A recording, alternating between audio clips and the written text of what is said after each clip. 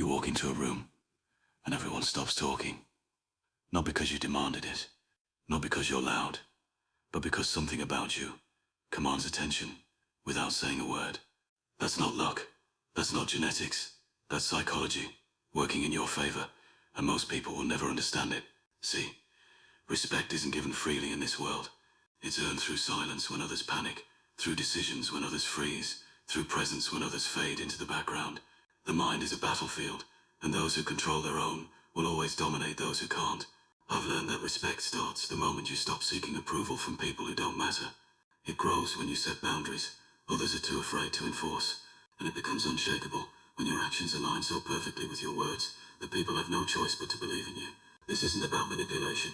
This is about understanding human nature at its core. Why do people follow some and ignore others? Why does one person's entrance shift the entire energy of a room?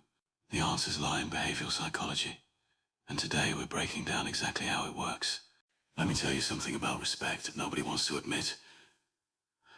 It's not about being the smartest person in the room or having the most money in your pocket. It's about understanding that every single interaction you have with another human being is a negotiation, whether you realize it or not. And in every negotiation, there's a winner and there's someone who walks away wishing they'd done things differently. The difference between these two people isn't talent or opportunity. It's control. Complete and total control over their reactions, their emotions, and their presence. You see, most people give away their power in the first 5 seconds of meeting someone. They smile too eagerly. They talk too much. They seek validation like a drowning man gasping for air. And what happens? They lose respect before they ever had a chance to earn it.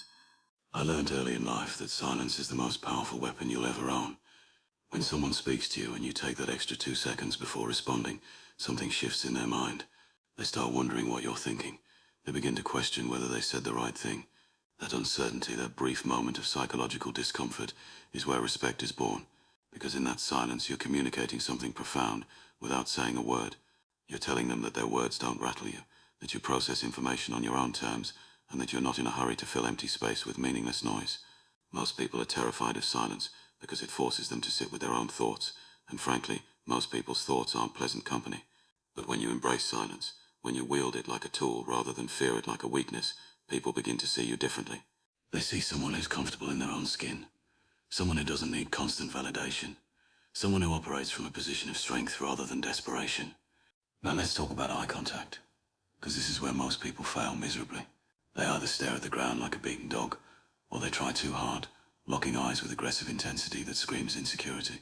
Real eye contact, the kind that commands respect, is steady but not aggressive. It's the look of someone who sees you completely, who's measuring you, who's deciding whether you're worth their time and energy. When you look at someone, really look at them, you're collecting information. You're reading their body language, their micro-expressions, the tiny tells that reveal what they're actually thinking beneath the words they're saying. And here's the crucial part. You're doing this without judgment, without emotion, with the cold calculation of someone who understands that information is currency. People feel this when you look at them. They sense that you're not just another person going through the motions of conversation. You're someone who's paying attention, who's present, who's dangerous in the sense that you see things others miss. The way you carry yourself physically tells a story. Before you ever open your mouth, your posture, your walk, the way you occupy space, all of it communicates your internal state to everyone around you. Slouched shoulders tell the world you're carrying burdens you can't handle. Rush movements signal anxiety and lack of control. But when you move with deliberate purpose, when you stand tall not from arrogance but from genuine self-possession, when you take up space without apology, people's brains register you as someone of significance. This isn't about being physically intimidating. I've seen small men command entire rooms and large men disappear into the furniture. It's about economy of movement, about moving only when necessary, and making every gesture count. Watch how powerful people move. They don't fidget. They don't pace unnecessarily. They don't use their hands to frantically punctuate every sentence. They're still centered, and when they do move, it means something. Here's something that'll change your life if you understand it properly. Respect is directly tied to your ability to say no without explanation. The moment you start over-explaining your decisions, you've entered into a defensive position, and defense is the posture of the weak. When someone asks you to do something that doesn't serve your interests, the word no should be delivered with the same calm finality as a judge's gavel. No justification. No elaborate story about why you can't. Just no. This terrifies most people because they've been conditioned to believe that saying no makes them unlikable, that they need to cushion every boundary with apologies and explanations.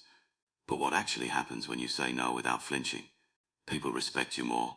They might not like it in the moment, but deep in their psychology, they're registering that you value your time, that you have standards, that you're not someone who can be manipulated through guilt or social pressure. And paradoxically, they'll want your yes even more, because it becomes valuable. When everyone can have your time and energy, neither is worth anything. Let me tell you about consistency, because this is where respect is either built on rock or sand. Anyone can have a good day. Anyone can be impressive for an hour. But respect comes from being exactly who you say you are, day after day, regardless of circumstances. When you make a promise, you keep it. When you set a boundary, you enforce it. When you establish a standard for how you're treated, you never waver from it.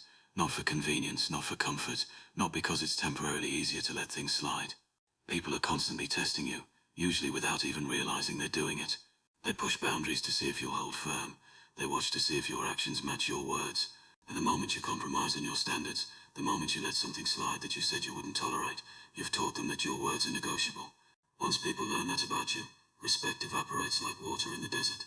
But when you're consistent, when your word is literally your bond, when people know that what you say is what you'll do every single time without exception, you become someone rare in this world.